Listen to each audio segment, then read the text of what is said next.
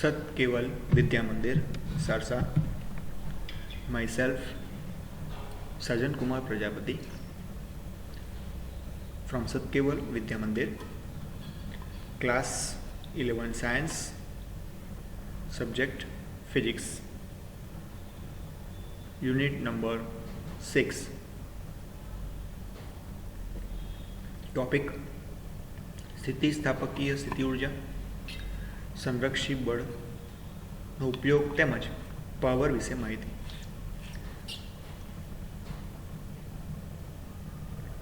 મિત્રો, આપણે આના અગાઉના સેશનની અંદર આ ચેપ્ટર કાર્ય ઉર્જા અને પાવરની અંદર કાર્યની વાત કરી તેમજ ઉર્જા વિશે પણ માહિતી મેળવી અને ઉર્જા વિશે થોડી ઘણી માહિતી મેળવી ચૂક્યા છે। તેમજ ત્રીજો સેશન જે છે, આનો ત્રીજો જે ભાગ છે એ છે પાવર, જેના વિશે આપણે પણ માહિતી આજે મેળવીશું। હવે આજનો જે પ્રશ્ન જે છે એ પ્રશ્ન આ મુજબ છે કે ગુરુત્વાકર્ષી બળ સંરક્ષી બળ છે। આપણે અગાઉ ભણી ગયા છે સંરક્ષી બળ અને અસંરક્ષી બળ વિશેનો તફાવત આપો। ગુરુત્વાકર્ષી બળ એ સંરક્ષી બળ છે તેવું શાના પરથી કહી શકાય તે જણાવી W = -mg of y2 - y1 નો ઉપયોગ કરી યાંત્રિક ઉર્જાનું સૂત્ર મેળવો। આપણે જાણીએ છીએ કે સંરક્ષી બળ જે છે એ માર્ગ ઉપર આધારિત નથી। હવે પ્રશ્ન એ છે કે આપણે જાણીએ છીએ કે ગુરુત્વાકર્ષી બળ એ સંરક્ષી બળ છે। હવે પ્રશ્ન તો એવો અહીં આપણને કીધું છે કે એવું શા પરથી કહી શકાય તેવું જણાવવાનું છે। તેમજ W બરાબર આપણે અગાઉ જે સમીકરણ મેળવ્યું -mg of y2 - y1 એનો ઉપયોગ કરી આપણે અગાઉ સંરક્ષી બળ દ્વારા આપણે જે કાર્ય મેળવ્યું હતું એનું સમીકરણનો ઉપયોગ કરી યાંત્રિક ઉર્જાનું સૂત્ર મેળવવાનું છે। યાંત્રિક ઉર્જા એટલે શું? તો યાંત્રિક ઉર્જા = ગતિ ઉર્જા વત્તા સ્થિતિ ઉર્જા। એટલે કે યાંત્રિક ઉર્જા કોને કહેવાય? તો ગતિ ઉર્જા અને સ્થિતિ ઉર્જાના સરવાળાને યાંત્રિક ઉર્જા કહેવામાં આવે છે। હવે ચલો, આજનો આપણે પ્રશ્ન છે એમાં આપણે કાર્યનું આ સમીકરણનો ઉપયોગ કરવાનો છે તેમજ યાંત્રિક ઉર્જાનું સૂત્ર મેળવવાનું છે। તો ચલો શરૂઆત કરીએ, કારણ કે આપણે અગાઉ સ્થિતિ ઉર્જા વિશે અને ગતિ ઉર્જા વિશે ડિટેલ્સમાં વાત કરી છે। પ્રશ્નનો જવાબની શરૂઆત કરીએ કે ગુરુત્વાકર્ષી બળ ક્ષેત્રની વાત કરીએ તો એની અંદર કોઈ પદાર્થ હોય અને એ પદાર્થ એક સ્થાનથી બીજા સ્થાને જો લઈ જવો હોય તો એના ઉપર કરવું પડતું કાર્ય આપણે જ્યારે અગાઉ સંરક્ષી બળની વાત કરી હતી અને સંરક્ષી બળ દ્વારા આપણે પદાર્થ પર થતું કાર્ય શોધ્યું હતું। મિત્રો, સંરક્ષી બળની જ વાત અહીં થઈ રહી છે અને પરંતુ આપણને નામ આપ્યું છે ગુરુત્વાકર્ષી બળ, જે પોતે એક સંરક્ષી બળ છે। એટલે કહેવાનો મતલબ પ્રશ્ન એનો એ જ થયો કે આપણને ગુરુત્વાકર્ષી જે સંરક્ષી બળ છે એની અસર હેઠળ આપણે પદાર્થને બીજા સ્થાને લઈ જઈએ છીએ અને આ દરમિયાન કરવું પડતું કાર્ય આપણે જાણીએ છીએ કે પદાર્થના અંતિમ સ્થાન અને પદાર્થના પ્રારંભિક સ્થાન પર આધારિત છે।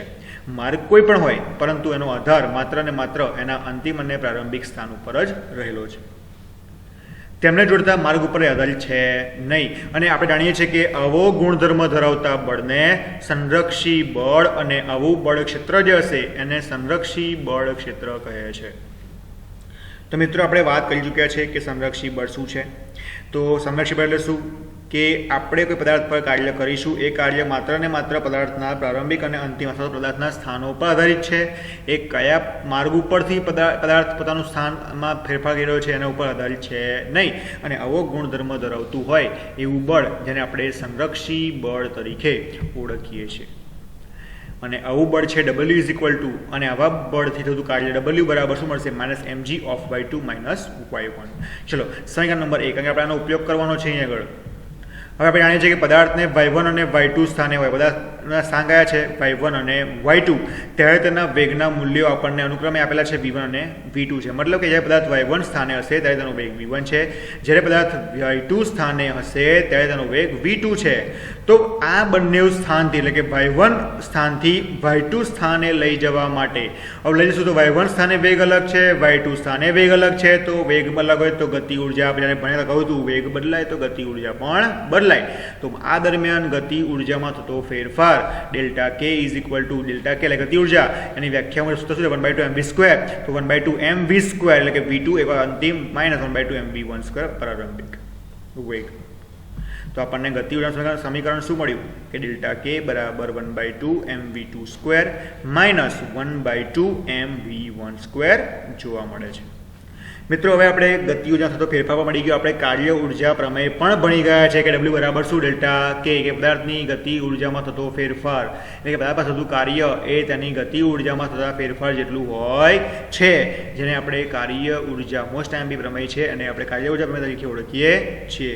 તો ડેલ્ટા કે બરાબર જોવા મળતું હોય તો એ પ્રમેય મુજબ W બરાબર ડેલ્ટા કે છે, મારે W બરાબર પણ શું મળશે 1/2 mv2² - 1/2 mv1² જોવા મળે. હવે સમીકરણ નંબર 1 અને સમીકરણ નંબર 2 ને સરખાવતા એટલે આમ જોવા જઈએ તો W બરાબર ડેલ્ટા કે છે એટલે સમીકરણ નંબર 1 અથવા સમીકરણ નંબર 3 ને સરખાવતા એવું પણ લખી શકીએ.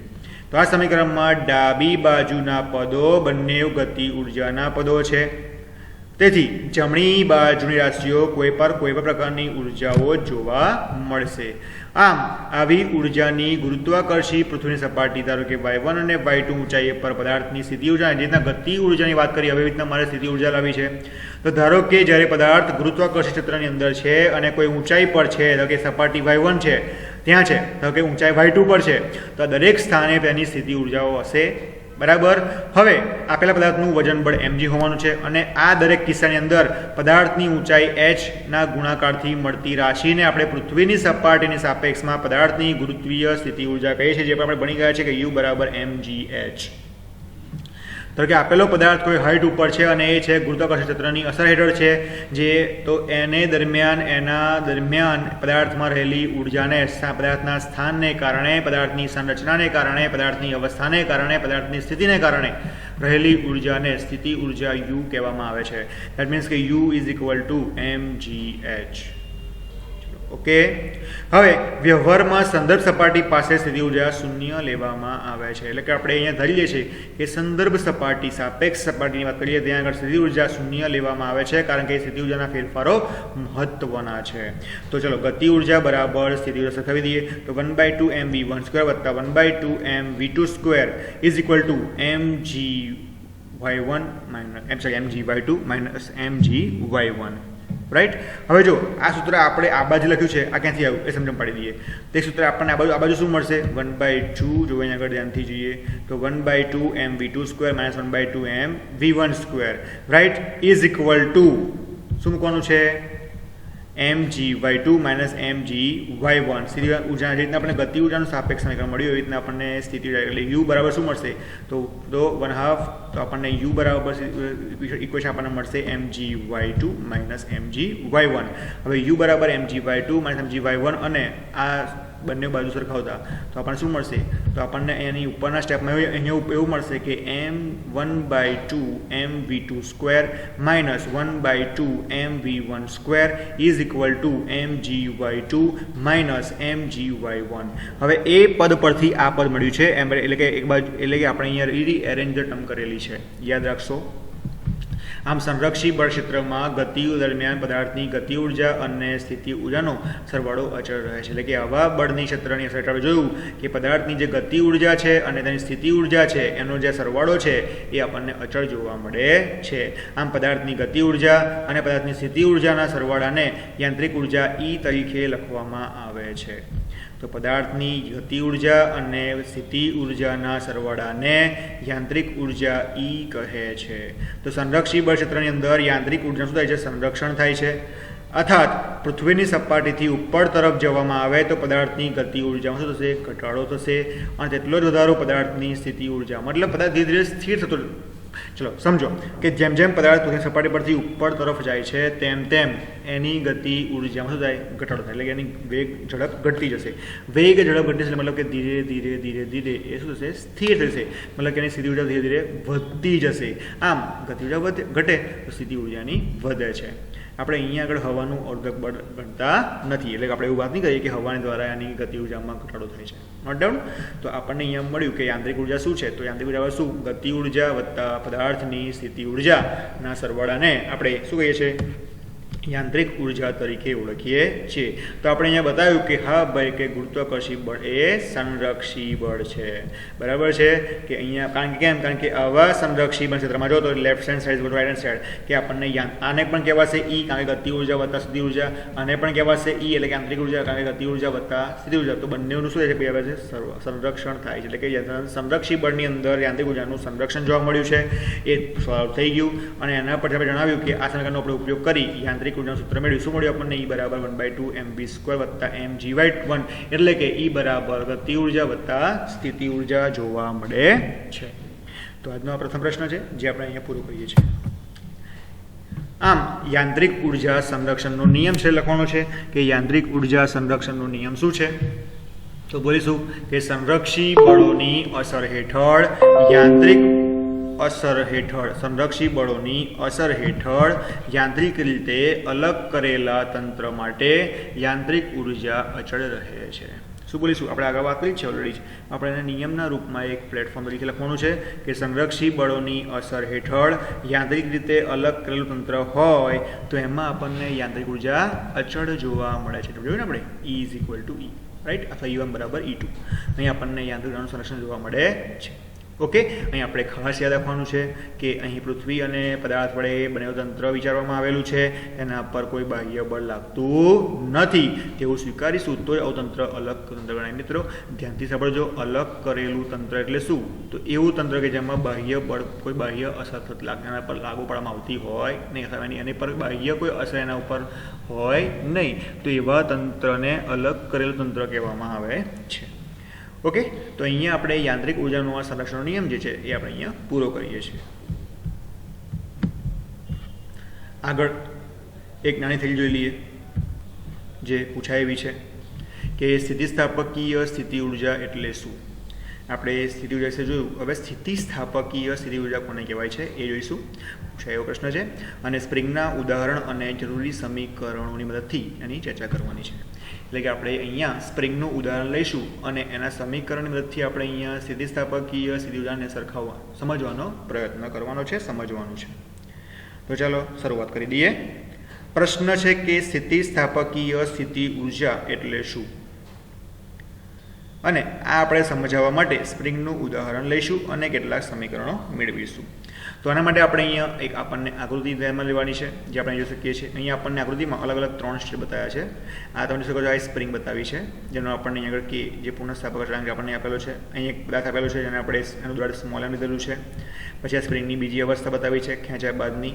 પછી આ સ્પ્રિંગની ત્રીજી અવસ્થા છે એને ખેંચીને છોડી દીધા બાદની. હવે શું થાય છે એ આપણે જોવાનું છે કે સ્પ્રિંગ પર થતું કાર્ય ઉર્જાના સ્વરૂપમાં સંગ્રહાય છે. આપણે સ્પ્રિંગ પર કાર્ય કરીશું તો એ કાર્ય ઉર્જાના સ્વરૂપમાં સંગ્રહાય છે. આપણે અગાઉ પણ કહ્યું છે કે આપણને મળતું કાર્ય ઉર્જા પ્રમાણે આપણને સમજાવે છે કે થતું કાર્ય એ આપણને ઉર્જાના સ્વરૂપમાં મળે છે.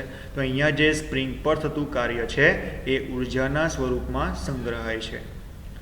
સ્પ્રિંગમાં જે આ સંગ્રહિત ઉર્જા છે એ ઉર્જાને સ્પ્રિંગની સ્થિતિસ્થાપકીય સ્થિતિ ઉર્જા કહે છે. તો શું બોલીશું કે સ્પ્રિંગ પર થતું કાર્ય આપણે કહ્યું એમ કે સ્પ્રિંગમાં ઉર્જાના સ્વરૂપમાં સંગ્રહાય છે. આ સ્પ્રિંગની એક્ઝામ્પલ આપણે સ્પ્રિંગની વાત કરીએ છીએ, કોઈ પણ પદાર્થ પણ હોઈ શકે. તો સ્પ્રિંગમાં સંગ્રહિત આ જે ઉર્જા છે એ સંગ્રહિત ઉર્જાને તે પદાર્થની શું કહેવાય? સ્થિતિસ્થાપકીય સ્થિતિ ઉર્જા કહેવામાં આવે છે. આગળ આ વ્યાખ્યા પછી આગળ વાત કરીએ કે આપણને આકૃતિમાં દર્શાવ્યા મુજબ એક અવગણીય દળવાળી હુકના નિયમને અનુસરતી સ્થિતિસ્થાપક સ્પ્રિંગનો એક છેડો દિવાલ સાથે જોડેલો છે. અહીંયા આપણને સ્પ્રિંગ આપી છે અને આ સ્પ્રિંગ એ હુકના નિયમને અનુસરે છે. એનો એક છેડો એક દિવાલ સાથે આ જે દિવાલ છે એના સાથે કનેક્ટેડ છે અથવા જોડેલો છે.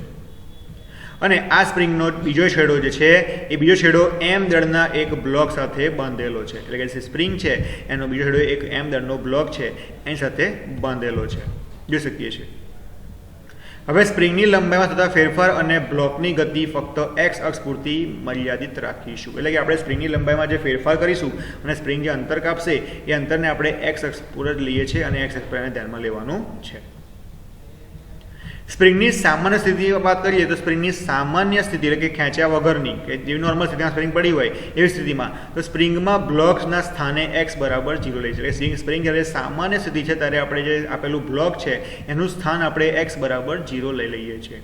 આ જે અત્યારે સ્થિર અવસ્થામાં સ્પ્રિંગ છે ત્યારે એનામાં કોઈ આપણે ફેરફાર કરતા નથી. અને આ સંતુલન અવસ્થાની અંદર આપેલી આ સ્પ્રિંગ એ x બરાબર 0 સ્પ્રિંગ સાથે રહેલો પદાર્થ x બરાબર 0 સ્થાને લઈએ છીએ.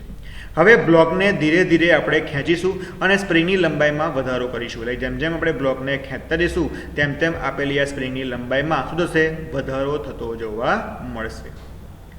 હવે આપણે જાણીએ છીએ કે જેવી સ્પ્રિંગને આપણે ધીરે ધીરે ખેંચતા જઈશું તેમ તેમ સ્પ્રિંગના સ્થિતિસ્થાપકીય ગુણધર્મ, કારણ કે જ્યારે સ્પ્રિંગ સ્થિર હતી આપણે કહ્યું હતું કે જ્યારે સ્પ્રિંગ સ્થિર હોય ત્યારે એનામાં સંગ્રહેલી ઉર્જા શું કહેવાય છે? સ્થિતિસ્થાપકીય સ્થિતિ ઉર્જા. એટલે હવે જ્યારે જે આપણે સ્પ્રિંગને ખેંચવાનો પ્રયત્ન કરીએ છીએ, ખેંચતા થોડો આગળ લઈ જઈએ છીએ, દૂર લઈ જઈએ છીએ, ત્યારે સ્પ્રિંગની જે સ્થિતિસ્થાપકીય ગુણધર્મ છે એને કારણે એની અંદર પુનઃસ્થાપક બળ ઉદ્ભવે છે.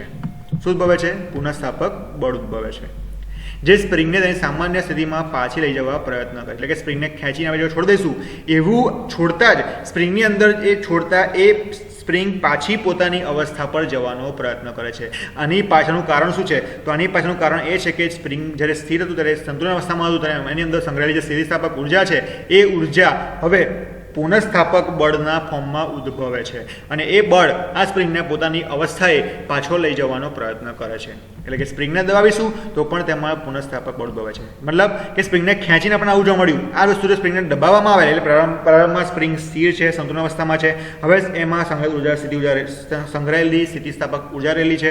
હવે જેવી સ્પ્રિંગને હું દબાવીશ તો દબાવતા છોડી દીધા બાદ પાછી પણ એ સ્પ્રિંગ પોતાની અવસ્થામાં આવવાનો પ્રયત્ન કરશે. મતલબ બંને કિસ્સામાં આપણને સેમ વસ્તુ જોવા મળી અને સેમ વસ્તુ પાછળનું રીઝન પણ સેમ છે કે એમાં રહેલું પુનઃસ્થાપક બળ જે પહેલાં શું હતું? સ્થિતિસ્થાપક ગુણધર્મ ધરાવતું હતું, જે હવે પુનઃસ્થાપક બળના ફોર્મમાં જોવા મળે છે. આમ સ્પ્રિંગમાં ઉદ્ભવતું પુનઃસ્થાપક બળ જે છે એટલે કે F એ સ્પ્રિંગની જે લંબાઈ હશે એમાં થતા ફેરફારના સમપ્રમાણમાં હોય છે. મતલબ એ બળ એટલું ઉદ્ભવશે જેટલું આપણે સ્પ્રિંગમાં વિરૂપણ કરીશું. મતલબ સ્પ્રિંગને ખેંચીશું, વિરૂપણ નહીં બોલીએ, સ્પ્રિંગને ખેંચીશું એટલે સ્પ્રિંગની લંબાઈમાં મેં જેટલો ફેરફાર કર્યો, જેટલો વધારો કરીશ એટલું મને પુનઃસ્થાપક બળ જોવા મળશે. એટલે અહીંયા કહ્યું છે કે સ્પ્રિંગનું પુનઃસ્થાપક બળ એ સ્પ્રિંગની લંબાઈમાં થતા ફેરફારના એટલે કે વધારો કરો ઘટાડો કરો એના સમપ્રમાણમાં હોય છે. પરંતુ જો તમે સ્પ્રિંગ ખેંચશો લેફ્ટ સાઈડ તો પાછી એ બળને લઈ જશે અને રાઈટ સાઈડ. જો સ્પ્રિંગને તમે ખેંચશો રાઈટ સાઈડ તો એ સ્પ્રિંગને પાછું લઈ જશે લેફ્ટ સાઈડ. એટલે કે આ ફેરફારનો વિરુદ્ધ દિશામાં જોવા મળે છે. અને આ વાક્ય પરથી આપણે લખીએ છીએ કે સ્પ્રિંગનું પુનઃસ્થાપક બળ એટલે કે F એ તેના લંબાઈમાં થતા ફેરફાર આપણે x કહી દઈએ છીએ એના ફેરફારના સમપ્રમાણમાં હોય છે એટલે કે પ્રપોઝનલ ટુ, અને વિરુદ્ધ દિશામાં હોય છે એટલે કે આપણે આગળ માઇનસ લખીએ છીએ. તો F is equal to minus kx. Proportional ટુને કાઢતા મેં શું મૂક્યું આગળ? માઇનસ કે મૂક્યો છે. જ્યાં કે છે એ સપ્રમાણતાનો અચળાંક છે, જેને સ્પ્રિંગનો બળ અચળાંક પણ કહેવામાં આવે છે. મિત્રો ધ્યાનથી સાંભળજો. જ્યાં કે એ શું છે? તો કે એ સ્પ્રિંગનો બળ અચળાંક છે. શું છે? કે સ્પ્રિંગનો બળ અચળાંક છે. હવે આપણે ધારીએ કે ધારો કે જો સ્પ્રિંગની લંબાઈમાં થતો વધારો x જેટલો છે, કેટલો છે? x જેટલો છે, તો લગાડેલા બળ વડે થતું કાર્ય કેટલું? મિત્રો ધારો કે હું સ્પ્રિંગની લંબાઈમાં x જેટલો વધારો કરું છું તો મને તો એ દરમિયાન આપે લગાડેલું બળ છે, સ્પ્રિંગ પર બળ લગાડ્યું, સ્પ્રિંગને મેં ખેંચી તો આ બળ લગાડતા સ્પ્રિંગમાં કેટલું કાર્ય થયું? તો કાર્ય જાણીએ છીએ W બરાબર ઇન્ટિગ્રેશન કેમ? જો સંરક્ષી બળ છે 0 to x kx into dx, કે અંતિમ અવસ્થા અને પ્રારંભિક અવસ્થાની વાત થાય છે. kx into dx, k is a common કરી લીધા, integration 0 to x into dx. ચલો x નું સંકલન શું થાય? x²/2. તો k બારના બાર x નું સંકલન થશે x²/2. લિમિટ એપ્લાય કરી દો 0 થી x, તો 0 થી x લિમિટ એપ્લાય કરી દીધી. આ 2 ને બહાર લઈ લે તો k/2 થઈ જશે. હવે એકવાર x ની જગ્યાએ x મૂકવાનું છે, એકવાર ની જગ્યાએ 0 મૂકીશું તો શું મળશે? k/2 x² minus k/2 0/0. તો શું મળશે? બાકી શું રહ્યું? 1/2 kx². તો આ થતું કાર્ય એ 1/2 kx² ના ફોર્મમાં જોવા મળે છે. દેટ મીન્સ કે સ્પ્રિંગ પર થતું આ કાર્ય સ્પ્રિંગમાં ઉર્જાના સ્વરૂપમાં સંગ્રહ પામે છે. બરાબર છે. અને આ ઉર્જાને સ્પ્રિંગની સ્થિતિસ્થાપકીય સ્થિતિ ઉર્જા કહે છે. આ જે ઉર્જામાં સંગ્રહ પામી એ ઉર્જા એ સ્પ્રિંગની સ્થિતિસ્થાપકીય સ્થિતિ ઉર્જાના રૂપમાં જોવા મળે છે. બરાબર છે. યાદ રાખીશું. અને સ્પ્રિંગની સામાન્ય સ્થિતિમાં સ્પ્રિંગની સ્થિતિ ઉર્જાને યાદચ્છિક રીતે શૂન્ય લેવામાં આવે છે. જ્યારે સ્પ્રિંગ સામાન્ય સ્થિતિમાંથી સંતુલન અવસ્થામાં ત્યારે આપણે ધારીશું કે તેની સ્થિતિ ઉર્જા કેટલી છે? શૂન્ય છે. અને જ્યારે એમાં લંબાઈમાં x જેટલો ફેરફાર કરીશું ત્યારે એમાં ઉદ્ભવતી સ્થિતિ ઉર્જા શું છે? 1/2 kx² મળે છે, જેને આપણે હવે u તરીકે લખીએ છીએ. મિત્રો યાદ રાખજો કે સ્પ્રિંગમાં મળતી સ્થિતિ ઉર્જા u કેટલી? તો u બરાબર 1/2 kx². What it. તો આશા કહીશું કે આજની આ બંને થિયરીમાં આપ સૌને મજા આવી હશે એવી આશા. તો ત્યારબાદ નવા ટૉપિક સાથે નવા સેશન સાથે આપણે ફરી મળીશું. ત્યાં સુધી જય હિન્દ, જય Bharat. Thank you very much.